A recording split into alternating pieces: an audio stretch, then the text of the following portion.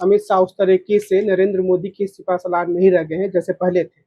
आपने भी पीछे कार्यक्रम में ये कहा था कि जब कॉकरोच जनता पार्टी से बातचीत करने और इस पूरे मामले को सुलझाने की बात आई, तब नरेंद्र मोदी ने कुछ दूसरे मंत्रियों का सहारा लिया और अमित शाह को पीछे किया। तो कई सारे लोगों ने मुझसे कहा कि क्या ये नई तरह की कयासबाजी है या इसके पीछे और कोई ठोस तथ्य हैं? तो कुछ ठोस तथ्यों की तरफ आप और इशारा कर सकते हैं जिससे ये कहा जाए कि सच में कुछ रिफ्ट या कुछ तनाव है प्रधानमंत्री और गृह मंत्री के बीच? नहीं, तनाव और वो नहीं, देखिए 2-3 चीजें जैसे मैं समझता हूँ। पॉलिटिकली जो जो वोट, जिसके पास वोट लाने की क्षमता है, जिसका चेहरा आगे करके वो एक नंबर पे नरेंद्र मोदी जी, 1 से 10 तक नरेंद्र मोदी जी, 11वें नंबर पे वहां योगी आदित्यनाथ खड़े हैं। उसके बाद अलग अलग लोग हो सकते हैं कि कहीं कोई कहीं कोई कहीं कोई, लेकिन जिसका चेहरा देख के अगर वोट आ रहा है उसमें मेरे ख्याल में पहले 100 की लिस्ट में भी अमित शाह नहीं है। मैं बार बार कह रहा हूं, मैं चेहरा देख के वोट कह रहा हूं। ओम प्रकाश राजभर का चेहरा देख के वोट आता है, केशव मौर्य का चेहरा देख के वोट आता है। मतलब मैं अगर उत्तर प्रदेश का देवेंद्र फडणवीस का चेहरा देख के वोट आता है, लेकिन अमित शाह का चेहरा देख के वोट आता है। मुझे तो भाई ऐसा कोई नहीं मिला जो अमित शाह का चेहरा देख के वोट दे रहा। नरेंद्र मोदी का बिल्कुल उनके भक्त हैं, आज भी हैं। वो ये मानते हैं कि मोदी जी जो करते हैं देश के लिए अच्छा करते हैं। वो एक एक अलग है। अब आ गए अमित शाह साहब। अमित शाह साहब जो हैं वो जोड़ तोड़ वाले हैं, मतलब वो स्ट्रैटेजिस्ट है। किसको डांटो, किसको मारो, किसको वो करो।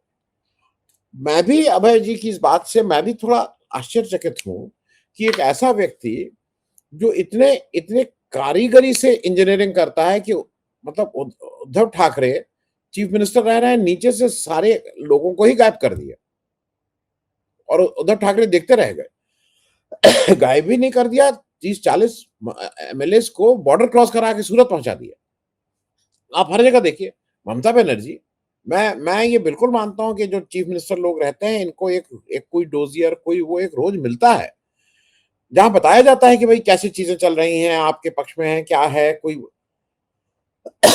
इनको क्या हुआ, ममता बनर्जी के नीचे से सारे एमपी एमएलए गायब कर दिए। तो ये एक ऐसा व्यक्ति जिसके ऊपर ये माना जाता था कि वो है, उसकी ये सूचना तंत्र कैसे गड़बड़ हुआ। तो एक चीज तय है, ये जो उसी पार्टी के लोग हैं वही आके इधर की सूचना उधर देते हैं। जो इनका रेगुलर तंत्र है वो बिल्कुल फेल है, चाहे वो पुलवामा हो, चाहे वो जंतर मंतर हो। मैं एक दो चीजें इसलिए और कर दूं, वो अनुराग ठाकुर का तो मामला ये है भाई कि अनुराग ठाकुर उनके लड़के के लोकल गार्जियन है। ये याद रखिएगा जब भी कोई हो, क्योंकि वो क्रिकेट में जहां बैठे हुए हैं उनके लड़के, अगर ये धूमल साहब के लड़के वहां ना बैठ, उनको उनके लोकल गार्जियन जैसे एक्ट करें तो उनकी कितनी क्षमता है सबको पता ही है। बार बार वो क्षमताएं दिखती हैं कि वो कितने क्षमतावान है, कितनी अच्छी गेंद, कितनी तेज गेंद फेंकते हैं और कितना अच्छा क्रिकेट खेलते हैं, ये हम सबको पता है। मैं और एक दो चीजें और मैं कहूंगा, वो डराना धमकाना तो भाई देखिए मानवीय स्वभाव है, हम सब डरते हैं, लेकिन शायद एक एज के बाद डरना शुरू करते हैं। जब किसी के पास कुछ उनको लगता है ना कि कुछ है। हम 24-25 साल तक कौन डरता था? अभय जी तो चले गए थे जेल। तो अगर आज कोई कहे कि जेल भेज दिए जाओगे तो हम देखेंगे अच्छा नहीं भाई ये क्यों काम ऐसा करेंगे जेल भेज दिए जाएंगे। मैं ये नहीं कह रहा हूं कि डरते नहीं है, लेकिन हम सब लोगों में एक रीजनिंग आ जाती है। इन बच्चों में रीजनिंग नहीं, इन बच्चों में बिल्कुल क्लियर बात है कि ये हमें बताओ।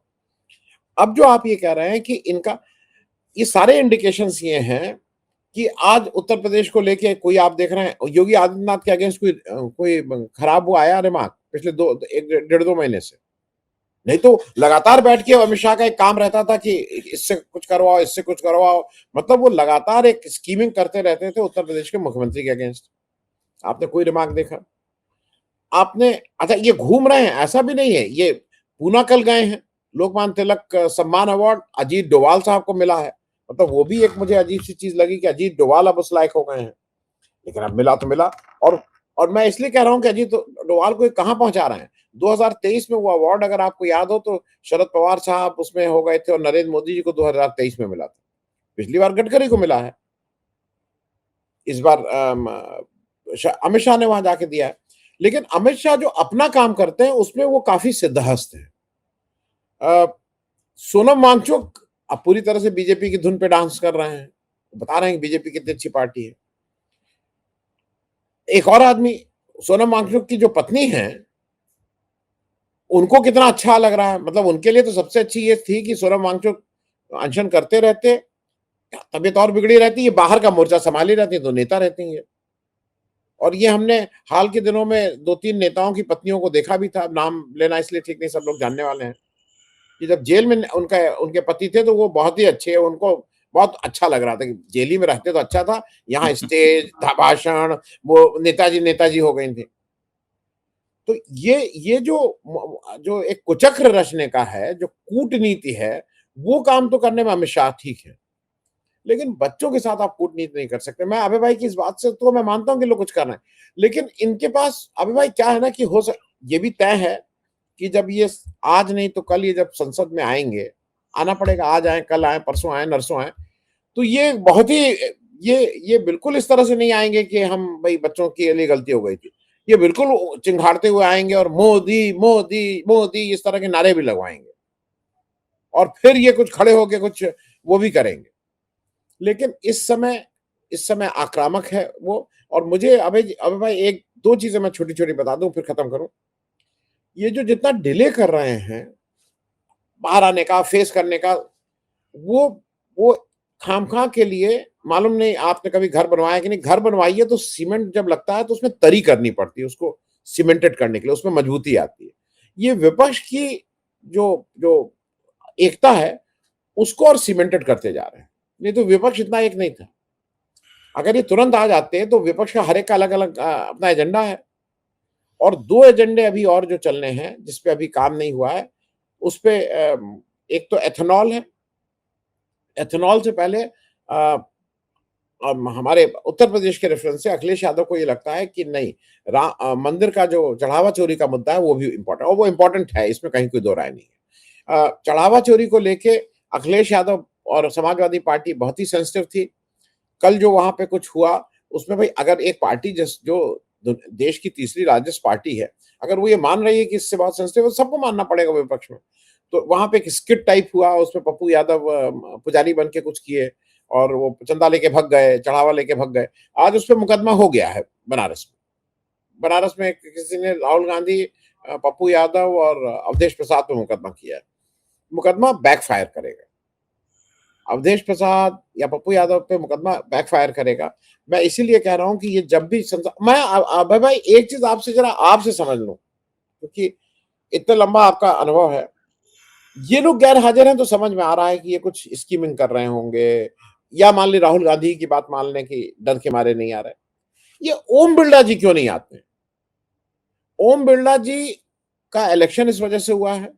ओम बिरला जी को तनख्वाह इस बात की मिलती है कि आप वो 1 मिनट आते हैं और फिर गायब हो जाते हैं, फिर वो आते ही नहीं 12 बजे। अरे भाई, बीमारी आराम हो, आप कहीं कुछ चल नहीं फिर नहीं पा रहे हो, घर में कोई तबीयत खराब हो तो मत आइए। वो आते हैं, वो नहीं आते हैं संसद में। मैं जरा इस पे भी समझना चाहता हूँ।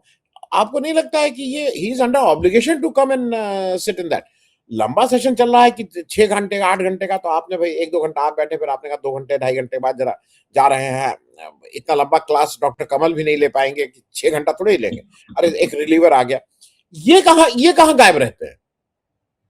ये डांट, जैसे हमारे जानने वाले कहते हैं कि इनको सिर्फ लगातार डांट पड़ती रहती है, क्योंकि ये जो जाते हैं तो इतनी डांट खाते हैं, इतनी डांट खाते रहते हैं कि इनका मिजाज ही नहीं रहता। ये इतना थक चुके होते हैं डांट खा खा के, क्योंकि 2 लोग लगातार इनको डांटते रहते हैं।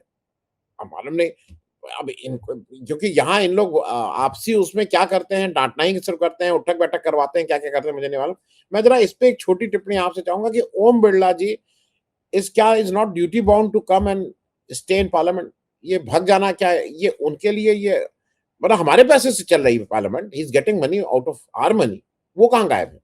अबे भाई जी जी बस देखिए, मैं तो आपकी बात से पूरी तरह सहमत हूँ। ओम बिरला को अपना अधिकतर समय जो है वो जो लोकसभा अध्यक्ष की पीठ है उसके ऊपर गुजारना चाहिए, और वहां पर सदन की कार्रवाई का संचालन करना चाहिए। लेकिन अपने इस कार्यकाल में ये बात सही है आपकी कि वो लगातार जो दूसरे उनके सहयोगी हैं जिनको ये जिम्मेदारी मिली हुई है उनकी अनुपस्थिति में वो सदन का कार्यकाल चलाएं, उनसे ज्यादा काम ले रहे हैं और खुद बिल्कुल नहीं आ रहे हैं। ये बात भी आपकी बिल्कुल सही है कि उनको लगातार डांट पड़ती रहती होगी। मैं बिल्कुल पक्का यकीन है, क्योंकि वो उनकी स्थिति बहुत खराब है, ओम बिरला की, और उनको काफ़ी विकट सदन में परिस्थितियों का सामना भी करना पड़ता है। जैसे कि अभी बिल्कुल हालिया मैं उदाहरण दे सकता हूँ, जिस वक़्त राहुल गांधी स्टूडेंट, इडियट और अंधभक्त, इन 3 कैटेगरीज़ की व्याख्या कर रहे थे, उस वक़्त ओम बिरला साहब और बीजेपी वाले चीख-चिल्ला रहे थे। तो ओम बिरला साहब, बीजेपी की तरफ से निर्देश तो ये था कि भाई राहुल गांधी को रोकिए मत, आप बोलिए, बोलने दीजिए। लेकिन ओम बिरला साहब राहुल गांधी को बोलने से रोक नहीं पाए। क्यों? उनकी ये समझ में नहीं आया होगा कि भाई ये आदमी तो बीजेपी वालों का नाम ले रहा है, ना नरेंद्र मोदी का नाम ले रहा है, ना अमित शाह का नाम ले रहा है, ना आरएसएस का नाम ले रहा है, उनकी तरफ देख भी नहीं रहा है, इशारा भी नहीं कर रहा है। इसको हम कैसे रोक दें? तो वो बीजेपी वालों से उनको शांत करने के लिए इशारा करते रहे। फिर राहुल गांधी ये बोले कि भाई प्रतिपक्ष के नेता से हमारा अनुरोध ये है कि वो इस मसले के ऊपर बोलें, जिसके ऊपर बात हो रही है, और इधर-उधर की बात ना करें। इतना बोल पाए राहुल गांधी, लेकर अपनी बात कहते रहे। तो राहुल गांधी को बोलने से रोकने में उनकी जो अक्षमता थी ओम बिरला की, इसलिए उनकी फिर डांट पड़ी होगी वहां पर। फिर डांट पड़ी होगी तो फिर वो खिसिया के नहीं आए होंगे। यही मसला रहा होगा। जी। जो वादा किया था कॉकरोच जनता पार्टी से सरकार ने, उसमें से एक तो पूरा हुआ और 2 वादे ठीक से पूरे नहीं हुए। जिन विद्यार्थियों ने आत्महत्या की थी, उनके परिवारों को 1 करोड़ रुपया मिला है, इसकी कोई सूची सरकार की तरफ से नहीं आई है। और दूसरा ये कि केस मुकदमेबाजी भी जारी है कई जगहों पर। तो मेरा सवाल ये है कि क्या हम ये देख सकते हैं कि फिर से कोई आंदोलन शुरू होगा, या फिर कॉकरोच जनता पार्टी की भूमिका हो चुकी है, अब वो कुछ बड़ा करने की स्थिति में नहीं है, ऐसा भी हम कह सकते हैं? आनंद सर, आप इस बारे में कुछ कहें? नहीं, मुझे ऐसा लगता है कि हर एक का अपना-अपना रोल था। वो रोल सोनम वांगचुक निभा के चले गए। अ, इस समय जो कॉकरोच जनता पार्टी है, अभी वो ये आप नहीं कह सकते वो इर्रेलेवेंट हो गई है, लेकिन वो अंडर प्रेशर तो आ ही गई है। अंडर प्रेशर ये आ गई है कि उसको अगर छात्रों के हिसाब से अगर वो काम नहीं करेगी, तो वो भी इर्रेलेवेंट हो जाएँगे। उनको अपने को रेलेवेंट रखने के लिए, और उसमें उसमें लोग हैं, उसमें मैं ये नहीं कहूँगा, स्मार्ट लोग हैं, तेज़ लोग हैं। अब अगर वो अपनी धारा को बदल सकते हैं, और एक जो उनके ऊपर टैग लग रहा है कि भई वो किसी के कहने पे अपने को कैलिब्रेट करते हैं। ऐसा मैं ये मानता हूँ कि समय ने उनको, मतलब वक़्त ने एक बार उनको फिर ये मौका दे रहा है कि वो एक बड़े बड़े आंदोलन के में कहीं न कहीं एक बड़ी भागीदारी हो सकती है। लेकिन मेरे ख्याल में अब ये जो आंदोलन है ना, इसको ना कॉकरोच जनता पार्टी की ज़रूरत है, ना समाजवादी पार्टी, ना कांग्रेस पार्टी, इन सब की नहीं ज़रूरत है। लीडरशिप के रूप में शायद राहुल गांधी उनकी बात को ठीक से रख रहे हैं। उनके पास कांग्रेस पार्टी रहे ना रहे, उनकी उनकी बात को ठीक से रख रहे हैं। तो अब किसी किसी इंडिविजुअल की इतनी अहमियत नहीं रह गई है। हाँ, राहुल गांधी के रहने से ये ज़रूर है कि वो जोरदार ढंग से अपनी बात कहते हैं, लोगों का उनमें विश्वास है। तो इसलिए अब चाहे दीपके साहब हों, चाहे सौरव दास हों, चाहे कोई भी हो, मुझे इसलिए अजीब-सा लग रहा है कि ये सारे लोग अ, ये लोग तुरंत भागे-भागे उसी गोदी मीडिया की गोद में जाके फिर बैठ गए हैं। मतलब इन लोगों को अभी हम और आप फ़ोन करिए अभिजीत दीपके को या सौरव दास को या किसी को, हम लोगों ने बहुत शोज़ किए इस पे। आपको हमको समय मिलने में आनाकानी होगी। मैं बिना जाने बोल रहा हूँ, मतलब मैंने प्रयास नहीं किया है, क्योंकि लेकिन ये कहीं न कहीं उस तंत्र का हिस्सा तो बनते ही जा रहे हैं।